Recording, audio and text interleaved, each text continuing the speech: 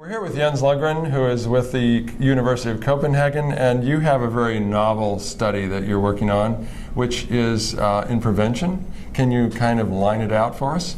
Of course. We are trying to address the unknown about whether a person on antiviral treatment who is fully suppressed remains infectious to his HIV-negative partner. Mm-hmm. So that's the concept, this essentially proving or disproving the Swiss statement from 2008. Mm-hmm, right. So we had to build a very large study, 75 clinics across Europe, recruiting couples where one is positive and another is negative, and which are self-declaring that they are actually not using condoms anymore. Mm-hmm. And then follow these people over time to see how many of the negatives become positive over time. And we're now able to present the first result, the first interim result from this study. And essentially the key line data in here is that we are essentially studying a little over 44,000 sex acts without a condom. Mm-hmm. So had antiviral treatment not been effective, we would expect, based on historical data, that between 50 and 100 transmissions would have occurred. Mm-hmm. And the result is that we actually did not find any, which is very reassuring, and we're very happy about this result. Mm-hmm. At the same time, it's also important to say that how precise are we in terms of saying that there is actually, the study exclude the possibility that could actually be a transmission. Mm-hmm. And we are still in the early phases of the study, and therefore we will have to continue to follow people for longer periods of time before we are actually certain. Mm-hmm. So essentially what the data shows at the moment is that we can say, if we had 25 couples that lived for 10 years having sex approximately once a week, we cannot exclude the possibility that one of those 25 couples would get infected over that 10-year period. Mm-hmm. And we clearly want to shrink that so we become even more precise and more secure and confident in the result, which is why we are continuing the study at the moment.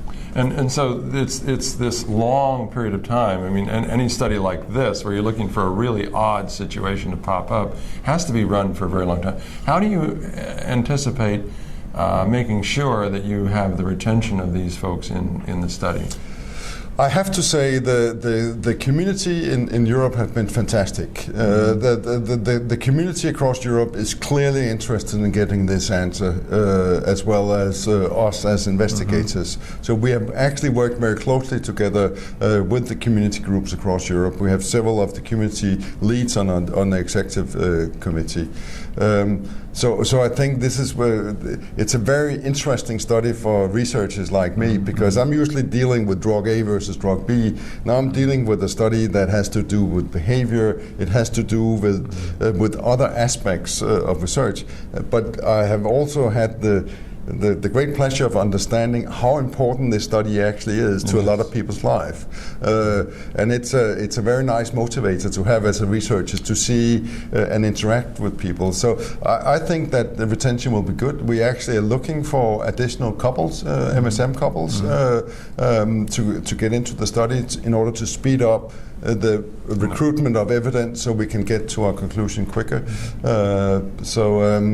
But it's been a very interesting exercise. It's taken us 4 years to get to where we are. So, well, some of the questions that popped into my mind on the way over here was like, how do you actually know that the people are really going to be?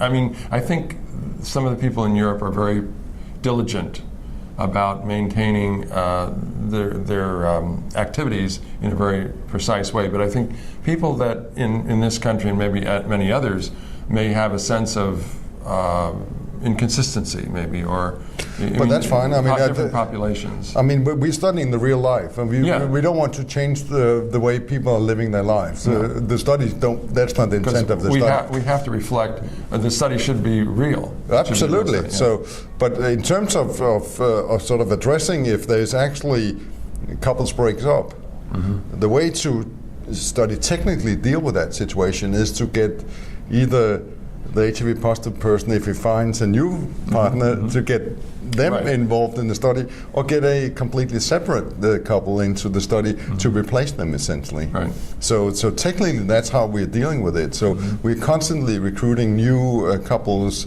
as the study unfolds, in order to make sure that the accumulation of evidence continues at the pace that we would like it to see, in order to get to a conclusion when the study is finished. And this should, like I think we talked about, actually initiate a lot of discussion and dialogue, not only individually within couples and partner couples, but people who are thinking of having sexual relations, or people are just thinking about being sexual. Yeah. It should inform them and create some sort of dialogue that gets more to the point of what is really risk. Yeah.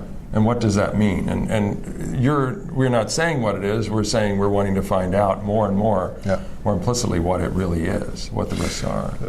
But I agree with you. It is a philosophical discussion. What is actually an acceptable risk? And could be different for different people. And some people smoke, other people don't smoke. Risk is smoking is a risk factor. Some people drink, some other people do not. Drinking too much is also a risk factor for poor health. So we all make choices as we go through life that involves making decisions that is more or less risky. But you really, I think the point, at least, that I'm trying to facilitate, and we as researchers trying to facilitate, is to be able to quantify that risk. Because that must be important when people say, well, what is the risk of this relative to me climbing Mount Everest or doing some other thing? I mean, is this less risky than climbing Mount Everest? Or being struck by lightning. Well, so you understand? So I think that's... but I don't want to presume ever that I can give the answer to how people should live. I mean, that's for them, of course, to decide. But what we can try to do is to quantify it, so at least they understand we're moving in this context of risk.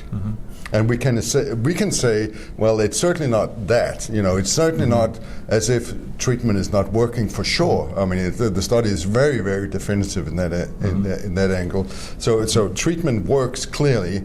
So now at the moment we're just discussing: is it really so that the HIV positive person is truly non-infectious, or is there still a small risk? We cannot still exclude the small risk, but we are determined to continue the study and therefore clarify that question. And so then the person can still say, well, okay, it's really a minimal risk, but I'm still going to use condoms, or I'm still going to use PrEP. And that's the decision that people need to make. I would say you mentioned PrEP because there's risk associated with using PrEP, and therefore you will only really want to use PrEP in a situation where the risk of transmission is real. And I think our study actually helps to quantify that the risk is now so small, so it's actually not worthwhile to use post-exposure prophylaxis.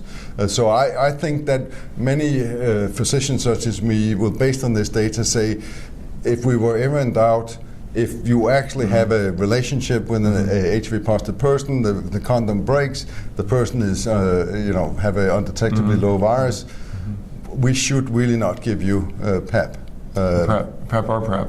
And it really is, there are many other possible uses. Absolutely. But within partners, it may be a very, very minimal risk then. I mean, and the other thing that, I mean, as a physician, I see all the time with my patients that, the condom breaks or it slips it slips off. And, they come and it's very concerned. And of course, this data is really helping us to say, listen, we have studied this situation here, the risk of anything bad happen to you as a consequence of this is really, really minimal, and I can show the study results so you can read for yourself and understand why I'm saying it in such a confidence. And I want to say the last thing that I think the study can help with is that there is still unfortunate criminal cases where HIV positive people are being accused of risking other people's life by not using condoms.